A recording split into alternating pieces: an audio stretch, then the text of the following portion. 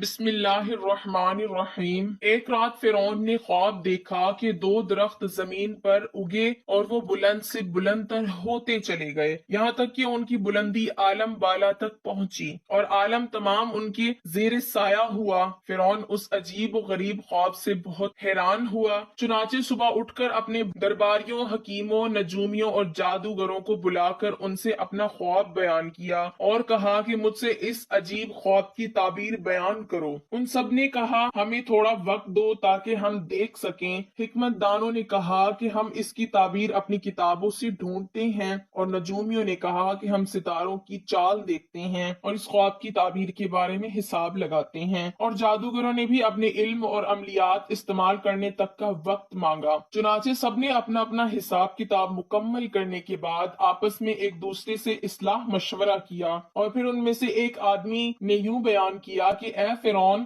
ہم دیکھتے ہیں بنی اسرائیل کی قوم میں ایک بچہ ایسا پیدا ہوگا جو کہ بڑا ہونے پر تمہاری تمام مملکت خراب کرے گا اور تمہاری بادشاہی کو ختم کرے گا، اور سب لوگ اس کے زیر سایہ ہوں گے۔ ملک و مملکت اور نعمت کل اسی کے ہاتھ میں آئے گا۔ یہ سن کر فرعون بڑا پریشان ہوا اور پوچھا کہ بتاؤ وہ بچہ کب پیدا ہوگا؟ وہ بولے اس 3 رات دن میں باپ کی پشت سے ماں کی رحم میں آئے گا۔ فرعون نے حکم جاری کیا کہ سارے شہر میں منادی کرا دو کہ جتنے بنی اسرائیل ہیں آج سے کوئی مرد اپنی جوروں کے ساتھ ہم بستر نہ ہونے پائے، اور نہ کوئی عورت ہی اپنے شوہر سے ہم بستر ہو، اور جو حکم عدولی کرے گا اسے قتل کر دوں گا۔ اور اپنے خاص آدمیوں میں سے ایک ایک کو بنی اسرائیل کے ہر گھر پر متعین کیا کہ عدولی حکم کسی صورت نہ ہونے پائے۔ تب فرعون کے ڈر کے مارے کوئی آدمی اپنی بیوی سے مباشرت نہ کرتا، مگر تقدیر الہی کے سامنے کوئی چارہ نہ تھا۔ باوجود اس تنبیہ اور تحدید کے، اس 3 دن کے اندر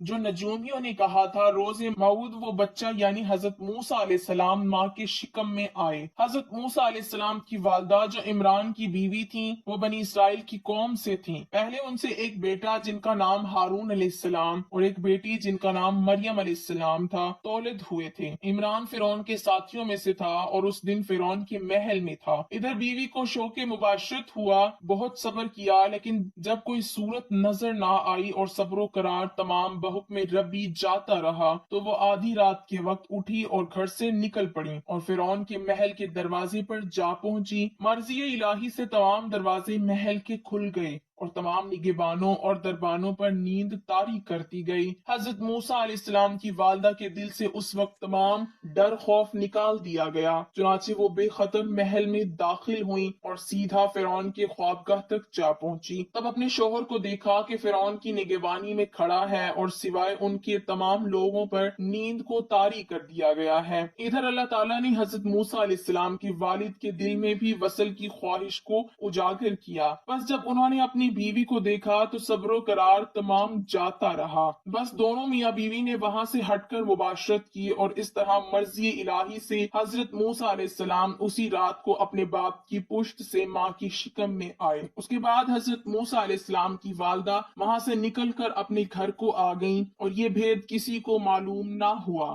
سوائے رب العالمین کے۔ چوتھے روز صبح کے وقت فرعون نے تمام نجومیوں، حکمت دانوں کو بلایا اور پوچھا کہ کہو تو اس لڑکے کے بارے میں کیا کہتے ہو، وہ پیدا ہوا یا نہیں؟ تب انہوں نے اپنے اپنے حساب کتاب لگائے اور انہیں گن جوڑ کر جواب دیا کہ شب گزشتہ کو وہ لڑکا اپنے باپ کی سلب سے ماں کی رحم میں آ چکا ہے۔ تب ملعون نے تمام سپاہیوں اور پہرے داروں کو حکم دیا کہ بنی اسرائیل میں جو بھی لڑکا پیدا ہو اسے مار ڈالو اور لڑکیوں کو زندہ رہنے دو، اور 70 درہم بعوض خون کے اس کی ماں کو دے دو۔ پھر ایسا ہی اتفاق ہوا کہ چند روپوں کے لالچ میں ماں باپ اپنے بچوں کو لا کر خود فرعون کے حوالے کرتے اور اس مردود کے حکم پر اسے خود مار ڈالتے، اور اس کے علاوہ ملعون نے بنی اسرائیل کے ہر گھر میں ایک ایک کتبی کو تعینات کیا ہوا تھا جو بچے کی پیدائش پر دیکھتے، اگر لڑکا ہوتا تو اسے مار ڈالتے اور اس کے خون کے بدلے ماں باپ کو 70 درہم عطا کرتے، اور اگر لڑکی ہوتی اسے زندہ چھوڑ دیتے۔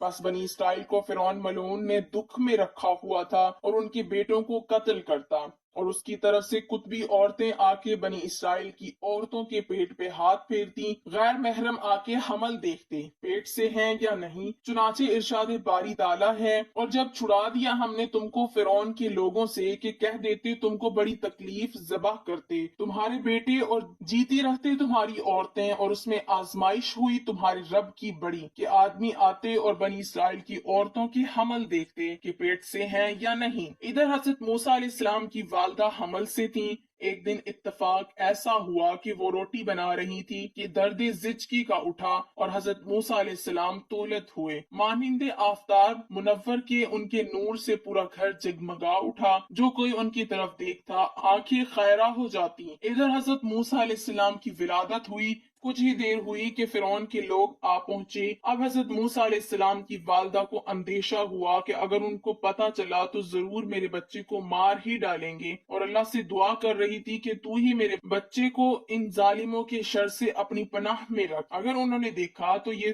مار ہی ڈالیں گے۔ آخر جب کوئی جگہ چھپانے کو نہ ملی تو روٹیاں بنانے کے لیے جو تنور تپایا ہوا تھا، حضرت موسیٰ علیہ السلام کو ایک کپڑے میں لپیٹا اور اس جلتے ہوئے تندور میں ڈال دیا، اور اس پر ایک خالی دیگ کو چھوڑ دیا کہ دیکھنے سے یہی گمان ہو کہ کھانا پک رہا ہے۔ اس کے بعد فرعون کے لوگوں نے آ کے عورت کے پیٹ پر ہاتھ پھیرا تو کچھ اثر حمل کا نہ دیکھا، اور باقی گھر میں دیکھا، لیکن تندور کو جلتا ہوا دیکھ کر خیال کیا کہ بھلا اس میں کوئی کیسے ہو سکتا ہے، اور واپس چلے گئے۔ جب بنی اسرائیل کے لڑکے قتل کیے جانے لگے تو قطبی فرعون کے پاس پہنچے اور عرض کی، اے بادشاہ، اگر اسی طرح بچے قتل کرتے رہے تو قریب ہے کہ بنی اسرائیل میں لڑکے بالے ختم ہو جائیں گے، اب ہمارے کام اور خدمت کون کرے گا؟ تب ملعون نے اعلان کیا کہ ایک دن پیدا ہونے والے بچوں کو چھوڑ دو اور دوسرے دن کے قتل کر دو، اور حضرت موسیٰ علیہ السلام کی ولادت اس دن ہوئی جس دن کو چھوڑ دیتے تھے، اور ملعون روز نجومیوں سے اس بابت دریافت کرتا۔ جب حضرت موسیٰ علیہ السلام کی ولادت ہوئی تب انہوں نے بتایا کہ وہ بچہ حفاظت والے دن پیدا ہو چکا ہے۔ تب ملعون نے حکم جاری کیا کہ اس شہر میں دیکھو اور جس گھر میں نومولود بچہ نظر آئے قتل کر دو۔ بس جب فرعون کے لوگ جناب حضرت موسیٰ علیہ السلام کے گھر پہنچے تو آپ کی والدہ کو ڈر ہوا کہ میرے بچے کو قتل کر دیں گے، تب انہوں نے آپ کو تندور میں ڈال دیا جو اس وقت دہک رہا تھا۔ الغرض جو فرعون کے لوگ دیکھ بھال کر اور گھر میں کسی بچے کو نہ پا کر واپس ہوئے تو حضرت موسیٰ علیہ السلام کی والدہ کو اپنے بچے کا دھیان آیا، تب وہ اپنے بچے کے غم میں رونے لگی اور اپنی گال پیٹنے لگی کہ یہ مجھ سے کیسا ظلم ہوا، میں نے اپنے بچے کو آگ میں ڈال دیا، اور تندور کی طرف دیکھا تو اس میں دہکتی ہوئی آگ کو دیکھ کر خود سے کہنے لگی کہ ہائے، اب تک تو وہ معصوم جان جل کر بھسم ہو چکا ہوگا اور راکھ بھی نہ ہوگی، کاش اس کی تو کوئی ہڈی ہی مل جاتی کہ اپنی دکھی اور غمزدہ دل کی کچھ تو دوا کرتی۔ اور اس کے بعد تندور پر سے دیگ اتاری کہ شاید جگر گوشی کی کوئی باقیات ہی مل جائیں، اور جب دیگ اٹھائی تو دیکھا یہ بچہ بالکل حفاظت کے ساتھ آگ میں کھیل رہا ہے، اور اس کے ہاتھ میں ایک سیب ہے، گو کہ وہ موسم سیبوں کا ہرگز نہ تھا۔ بس یہ دیکھ کر حیران ہوئی اور اللہ کے حضور سجدہ شکر بجا لائیں۔ اس کے بعد بچے کو آگ سے نکالا اور دل میں ڈرنے لگی اور سوچ میں پڑ گئی کہ بچی کو کہاں چھپا کر رکھا جائے، ایسا نہ ہو کہ فرعون کے لوگ اسے آ کر لے جائیں اور مار ڈالیں، یا کوئی اور ہی دیکھ کر روپے کی لالچ میں فرعون کو اس کی خبر نہ کر دے اور وہ ملعون اسے قتل کر دے۔ بس اسی فکر میں روتی جاتی اور بچے کو چھپانے کے لیے کوئی محفوظ جگہ تلاش کرتی۔ تب اللہ کی طرف سے حکم نازل ہوا، بس ہم نے حکم بھیجا موسیٰ کی ماں کو، اس کو دودھ پلا، پھر جب تم کو ڈر ہو اس کا تو ڈال دے اس کو دریائے نیل کے پانی میں، اور نہ خطرہ کر اور نہ غم کھا، ان قریب ہم پھر پہنچا لیں گے تیری طرف اور کریں گے اس کو رسولوں میں سے۔ یعنی اللہ تعالیٰ نے حکم دیا کہ اے موسیٰ علیہ السلام کی ماں، غم نہ کر، اسے دودھ پلاؤ، اور اگر تمہیں فرعون کی طرف سے اس کی جان کا خطرہ ہے تو اسے دریائے نیل میں ڈال دو، ہم خود اس کی حفاظت کریں گے اور جلد ہی اسے دوبارہ تمہاری طرف بھیج دیں گے، اور تب تمہیں کوئی خطرہ اس کی جان کی طرف سے نہ ہوگا، کیونکہ یہ ہمارا رسول ہے اور یہی ہے جو فرعون کی مملکت کو تباہ کرے گا اور بنی اسرائیل کو حفاظت کے ساتھ فرعون کے ظلم سے نکال لے جائے گا۔ بس حضرت موسیٰ علیہ السلام کی والدہ یہ بشارت سن کر بہت خوش ہوئی اور کسی بڑھئی کی تلاش میں گھر سے نکلی تاکہ ایک صندوقچہ تیار کروا سکے جس میں رکھ کے جناب موسیٰ علیہ السلام کو دریائے نیل میں بہا سکتی۔ तभी हजरत जिब्राइल अलैहिस्सलाम बसूरत एक बढ़ई के उनके सामने आए। तब उन्होंने पूछा कि क्या तुम संदूकचा बनाना जानते हो? जिब्राइल अलैहिस्सलाम ने फरमाया कि जानता हूँ। बस वो उन्हें अपने घर ले आई। चुनाचे हजरत जिब्राइल अलैहिस्सलाम बसूरत एक बढ़ई की हजरत मूसा अलैहिस्सलाम की वालदा के साथ उनके घर आए। संदूकचा अल्लाह के हुक्म से ऐसा तैयार किया जिसमें हजरत मूसा अलैहिस्सलाम को किसी किस्म की कोई तकलीफ या परेशानी ना उठानी पड़े। बस हजरत जिब्राइल अलैहिस्सलाम संदूकचा तैयार करके वहां से निकले और ये भेद सिवाय अल्लाह के किसी को मालूम ना हुआ। एक और रिवायत में बयान किया गया है कि जब हजरत मूसा अलैहिस्सलाम की वालदा बढ़ई को लेकर घर आई तो ये बात किसी को मालूम ना पड़ी, मगर एक हमसाये ने आपको देख लिया।